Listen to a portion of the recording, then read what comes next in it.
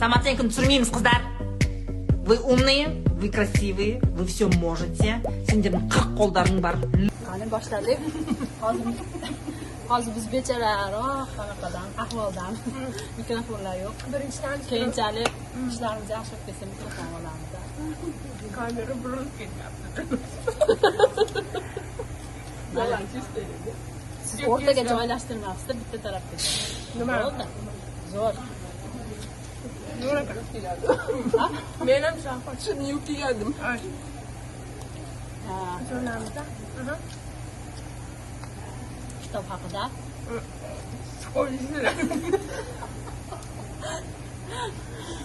Qattiq gapiringlar, mikrofon yo'q.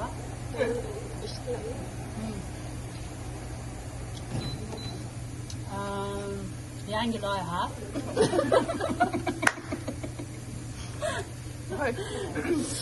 O'qigan kitoblarimizni nima deydi? Muhokama qilish sizlarga ham foydali bo'ladi deb o'ylaymiz. Kitob nomi Yashamoq. Bu ruschasi. Bu yoqda rasm bo'ladi. Shu nima taassurotlarimiz bo'lsa, shu kitobni yaxshi, yomon, nimadan biz yig'ladik, nimadan ta'sirlandik va nima bizga kulgili bo'ldi. O'sha momentlarni, o'sha qismlarni sizlarga aytib beramiz. Bu kitobni o'zi TikTokda ko'rib edim. Shu o'g'il bolalarim yig'ladim degandi. Shuning uchun o'qidim, o'zim o'qimasdim. Men to'g'rirog'i bu kitobda bu degan bu maslahat bergandan keyin o'qidim.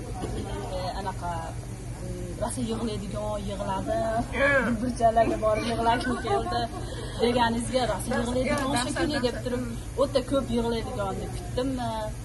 Yig'lamadim. Yig'lamadingiz? Hayotiy voqea uchun to'g'ri qabul qilgansiz.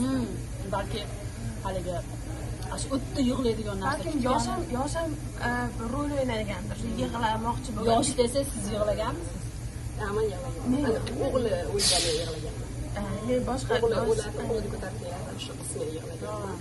Men glavniy rollar shu anaqani oqlamayman. Menga bu bunaqa qahramonni bitta xatosi uchun butun oila, avlod, nevaraligacha ta'sir qilishi, parokanda bo'lishi, odamning ta'sirlangan hayotda bo'lganligi bu voqea. Sal achinarli. Rosa kallasi vaqtida ishlab, otasi o'sha bergan xullas Bundaroq o'tiring.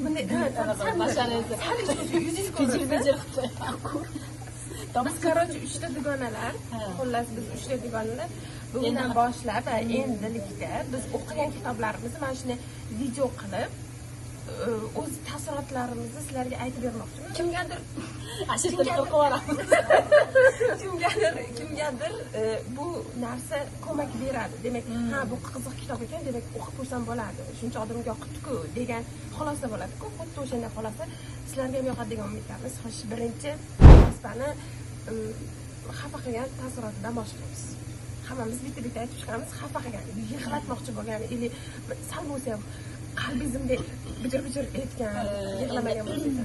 Bijir qilgani shu, endi menda farzandim bo'lgani uchun, farzand o'lgan payti, shu farzand nima deydi, qiylangan payti, keyin farzandini ana u naqaga tashlab keladi-yu, qizini-chi. Ash paytda mana shu shunday yuragim parchalanib ketdi. Ashi joylariga ta'sir qildi. Ashi joyga sal nima deydi, to'lqinlanganim bo'lishi mumkin. Ona-onasidan ana birinchi qahramonni qiylangani, ya o'lib ketdi degim keldi. Hali farzandlarni ham qiynayapti. O'zi shuncha qiylandi, boshqa bo'ldi. O'zi qiyinchilikda yashayapti.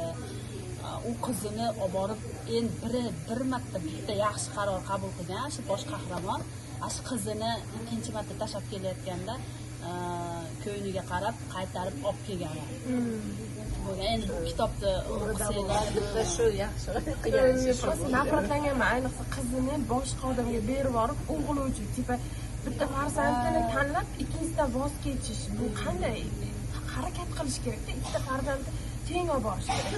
Yo'q, u bitta bolasini kelajagi uchun yana bitta bolasini aniqlab, o'zi harakat qilmayapti. O'zing harakat qil, o'zing u bolani nima qilasan, u ham yosh bola, u ham bola.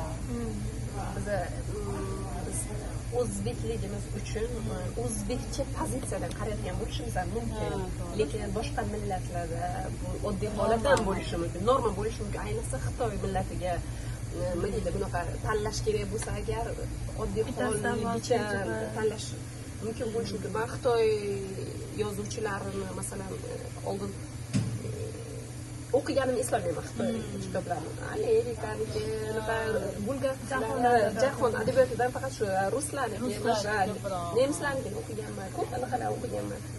Shuning uchun Xitoynikini o'qimagan ekanman. Endi men qiziqdim, masalan, mana shu kitobdan keyin Xitoyda yozuvchilarini, boshqa asarlarini ham o'qib ko'rishga menga anaqa ishtiyoq tug'ildi-da. Masalan, mana shu yaxshi. Bizni dunyo qarashimiz bilan ularni dunyo qarashini taqqoslash yoki anaqa qilish, o'rganish qiziq. Men uchun qiziq bo'ldi endi. Endi yig'latadigan seni vasha kulgili bo'lgan, o'zi yig'lamoqchi. Biz ishdamiz, hozir YouTube'da ham ishda olyapmiz. Ishda bizda o'sha dazmol kirish degan, dazmolga kiradigan narsalar bor. Material kirgizib borish kerak. Hech kim ko'rmaydi, unimda ilib o'sha kitobni eslab yig'laglarimga kelib o'tiribdi. Hech kim ko'rmasin, hech kim o'sha yig'laganimni, o'sha taassurotlarimni ko'rmasin deb emotsiyada o'zimni ichimga tiqyapman-da. Qanday mana shu yerda bo'g'ilyapti, tomog'im bo'g'ilib, hozir yig'lab boraman. Bitta narsa, har doim kimdir yig'lasa, kimdir ovutishga kelganda siz undan battar yig'laysiz. O'sha yig'layapsan desa, nima yig'layapsan? Battarxo'rlik. Bechora his qilyapsiz. O'zim bo'ldi. Hozir yig'lasang kimdir keladi. Nima bo'ldi? Sarabiga keladi, oldinga deb, yo bo'ldi. Все dedimda, keyin o'zimni sargina tiydim. Lekin baribir haligi shu joyda haligi anaqa esimga tushdi-da, aytib berdi. Simbada haligi cho'chqa bor, Pumba. Shunaqa qilib yig'lagan. Yoshlar buni uxlaydi. Multikasiga o'rnamaysiz. Stiker qo'yib qo'yamiz desam. Menga eng ta'sirli joyi urushga ketadi-ku, urushga to'satdan ketib qoladi, keyin nimadir qilib hech qanaqa даже xotini ham bilmaydi, bola chaqalari ham bilmaydi. Endi tasavvur qilyapman-da, xotini birdan yo'q bo'lib qoldi, qanday ahvolga tushadi. Na qo'lda hunari bor, yana dehqonchilik bilan o'zi yer qolib ketgan-ku. Xotini yana kichkinagina bola chaqasi bilan shunday endi nima bo'ldi, nima qo'ydi deb aniq qilyapman-da. Voqealar rivoji ketyapti. Bu yerda urush bo'lyapti, u qatnashdi. Men hech bo'lmasa 6 oylar o'tdi deb o'yladim-da, lekin bir 2 yil o'tib ketdi-da. Даже o'g'li ham shunchalik kattarib ketgan, otasini boshida tanimaydi-ku.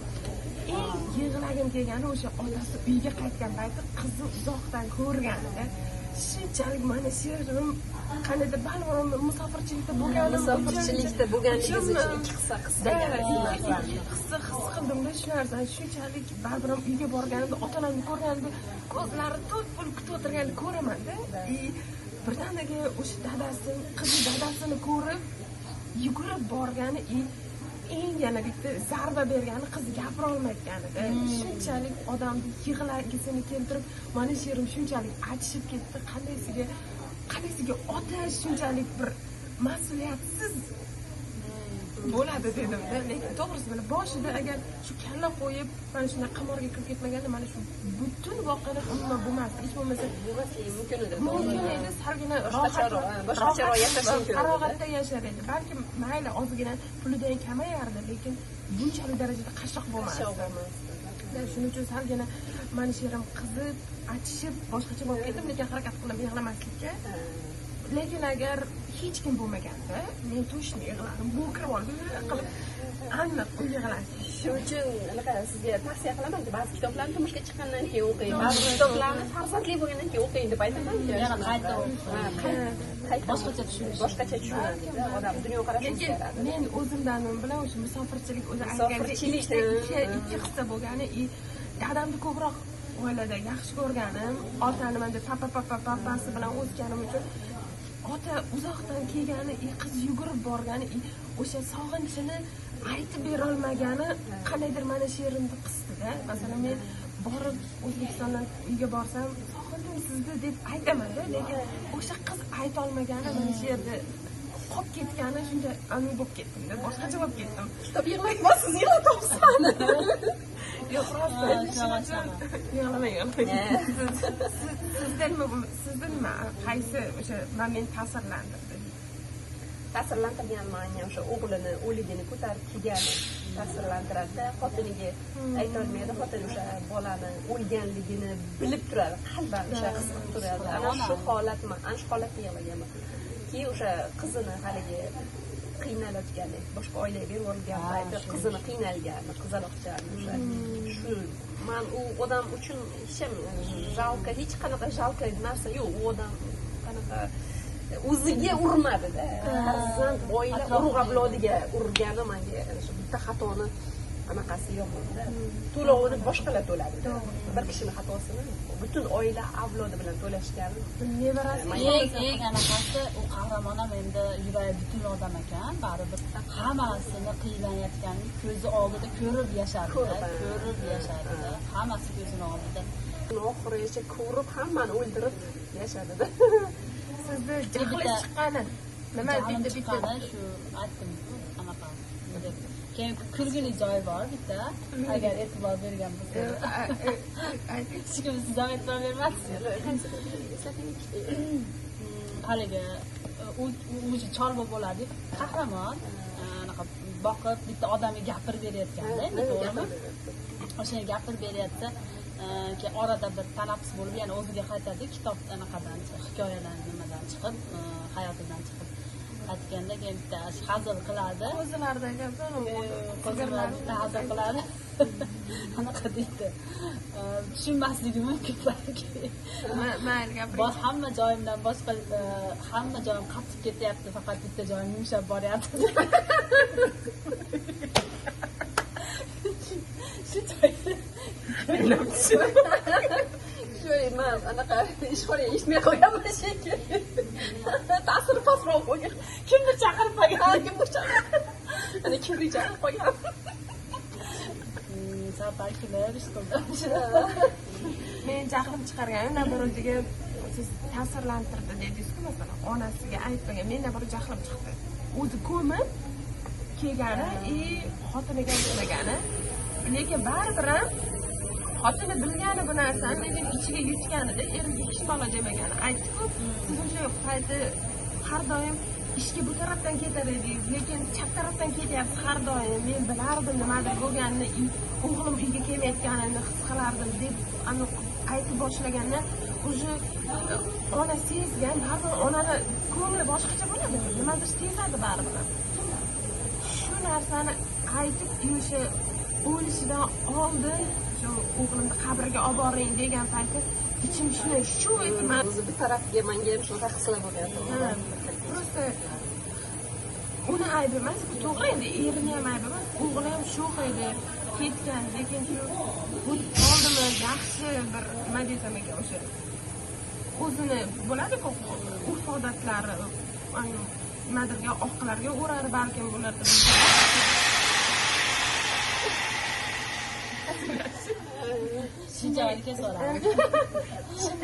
shunday urf odatlarni qilib o'g'lini yaxshi ko'mish kerak edi oila a'zolarini oldida hech bo'lmasa oxirgi marta o'sha singlisi ko'rsin opasi ko'rsin edi onasi ko'rsin edi lekin baribir o'lgandan keyin o'sha insonni ruhi ko'tariladiku atrofdagilar baribir ko'radi deb hech bo'lmasa o'sha momentda o'sha oilaviy oilasi davrasida bo'lganini ko'rishni xohlar edimda bo'lmadi shu narsa va shunga men jahlim chiqdi eridan otasidan jahlim chiqdi yo'q rostdan shu achinarli bo'ldi lekin kitob yaxshi anaqa yana anaqa eng menga anaqa qiziq bo'lgan joyi haligi bir qizi to'y bo'ladiki haligi kuyovi shunaqa mehrli bo'lib judayam zo'r tasvirlangandek anaqa kuyovini pashshalar choqishi mani choqsin buni azoblanmasin